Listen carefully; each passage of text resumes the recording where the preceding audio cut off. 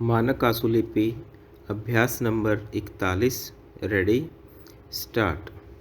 उपाध्यक्ष महोदय, 5वीं योजना पर केंद्रीय मंत्रिमंडल ने अपनी सहमति प्रकट कर दी है, किंतु मंत्रिमंडल में लगभग 2 माह तक विचार किए जाने के बाद योजना के दृष्टिकोण पत्र में अनेक परिवर्तन किए गए हैं। योजना आयोग मंत्रिमंडल के सुझावों को अब दृष्टिकोण पत्र में शामिल कर उसे अंतिम रूप दे रहा है। राष्ट्रीय विकास परिषद की बैठक बुलाकर उसकी भी दृष्टिकोण पत्र पर स्वीकृति लेने का प्रस्ताव है। दृष्टिकोण पत्र पर इतनी लंबी बहस मंत्रिमंडल में पहले कभी नहीं हुई। इस पर विचार के समय हर मंत्रालय से संबंधित नीतियों तथा कार्यक्रमों पर विस्तृत तौर पर चर्चा हुई।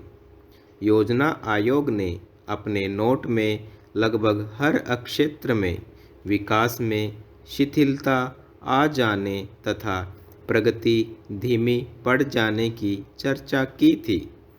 अनेक मामलों में नीतियों तथा कार्यक्रमों पर नए सिरे से विचार का भी सुझाव दिया गया था।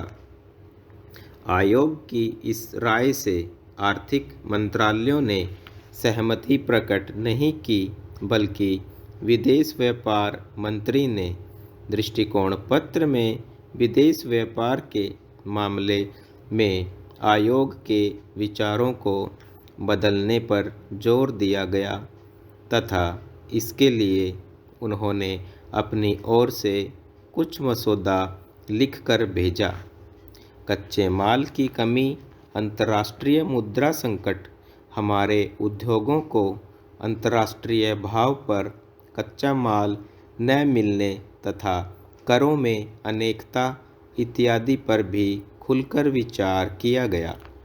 विशेषज्ञों की राय है कि निर्यात उद्योग को जब तक वही सुविधा नहीं दी जाती जो अन्य देशों में उत्पादकों को प्राप्त है, तब तक हम अपना माल विदेशी बाजार में प्रतियोगी नहीं बना सकते।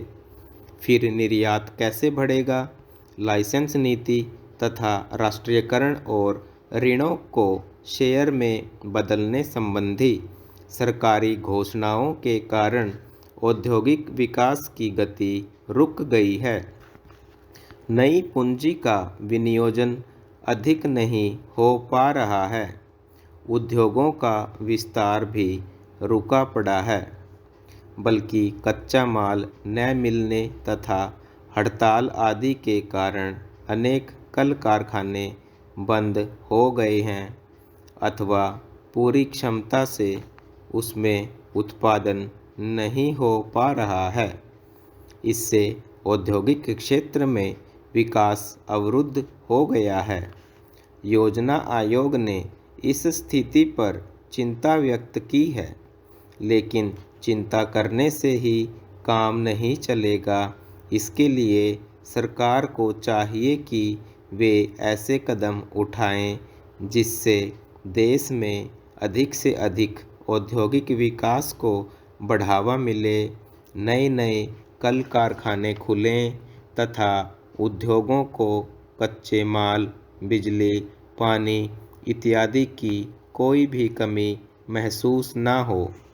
जो कल कारखाने किसी भी कारण से बंद पड़े हैं, उन्हें फिर से चालू करवाने के लिए सरकार को पूरे प्रयत्न करने चाहिए ताकि फिर से खुलकर देश के औद्योगिक विकास को बढ़ावा दे सकें।